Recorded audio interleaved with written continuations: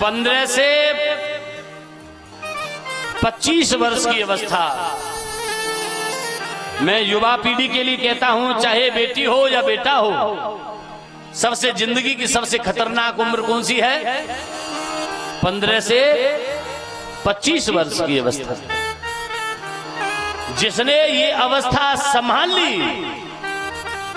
जिसका ये पन बन गया, उसका जीवन बन गया साहब। चाहे बेटी है या बेटा है, अगर माता पिता चाहते हैं कि हमारी संतान हमारे कहने में, अनुशासन में चले, जो माता पिता चाहते हैं कि हमारा समाज में मुंह काला न हो, जो माता पिता चाहते हैं हमारी इज्जत मान प्रतिष्ठा बनी रहे, जो माता पिता चाहते हैं हमारा बच्चा कुछ करे, तो आपको एक अहम फैसला, एक अहम कठोर कदम उठाना पड़ेगा, जो कि उठाना बड़ा मुश्किल है, बड़ा कठोर है। और जिसने ये अहम कठोर कदम उठा लिया, उसके बच्चे का जीवन बनने से कोई रोक नहीं सकता। आज नई पीढ़ी के पतन का सबसे बड़ा कारण कोई बता सकता है?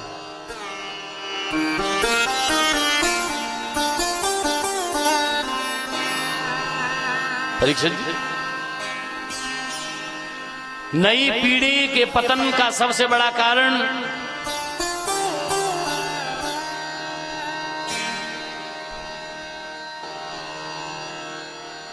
जो माता पिता चाहते हैं कि हमारी संतान कुछ करे, हाथों से छिड़ा लीजिए। मैं कह रहा हूं कठोर कदम, यही कठोर कदम है। बच्चों के हाथ से मोबाइल छुड़ाना मतलब किसी सांप के मुंह से मड़ी निकालने से भी ज्यादा कठिन काम है। क्यों साहब?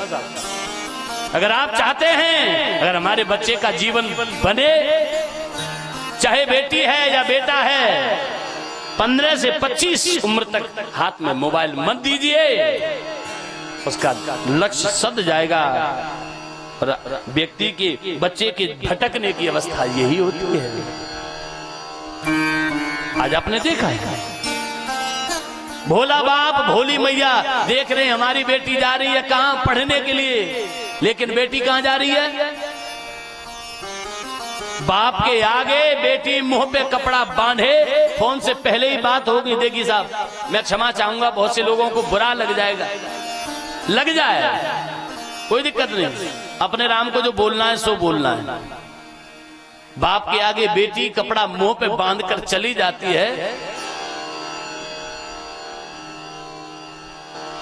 उसकी हिम्मत नहीं है। क्यों?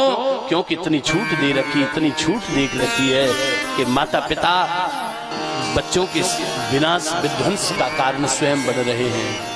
थोड़ा सा साहस जुटाइए, कदम आगे बढ़ाइए। 15 से 25 साल के बच्चों के हाथ से मोबाइल ले लीजिए। हाँ, मैं युवा पीढ़ी से कहूंगा कि जो भला आपके माता पिता आपके बारे में सोच जाएंगे, वो आपका प्रेमी, चाहे बॉयफ्रेंड हो या गर्लफ्रेंड हो, कभी आपका भला नहीं हो सकता। जो माता पिता हो सकते हैं,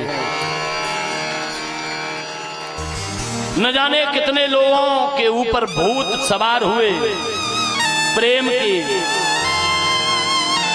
4 दिन की चांदनी है। नौजवान बच्चों में यहां से संदेश यही देना चाहूंगा, 4 दिन की चांदनी फिर अंधेरी रात है। तुम इस अवस्था में भटक गए तो तुम्हारा पूरा जीवन विध्वंस हो जाएगा।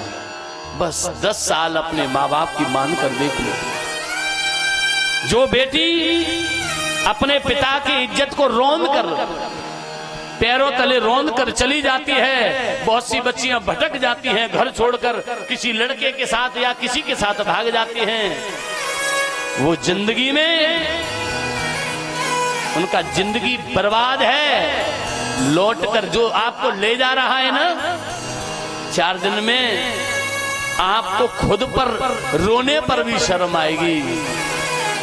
इसलिए धैर्य धारण करो, आपके माता पिता आपके साथ कभी गलत नहीं करेंगे। आज बहुत उल्टा सीधा सिस्टम चल रहा है। विधर्मी लड़के हमारे धर्म की लड़कियों को बहला फुसला कर प्रेम के झूठे जाल में फंसाकर ले जाते हैं। शुरुआत में ऐसा दिखाते हैं कि हम तुम्हारे बिना मर जाएंगे, लेकिन करते क्या हैं? तुम्हारे बाप के यहाँ से तो तुमको रुपया पैसा लेकर यहाँ से भगा लेगी और वहां जाके बेच दिया। रोती रहो पूरा जिंदगी अपने नसीब के लिए। ऐसी बच्चियों का कोई सहारा नहीं बनता। माता पिता तो कभी भूल के बन नहीं सकते।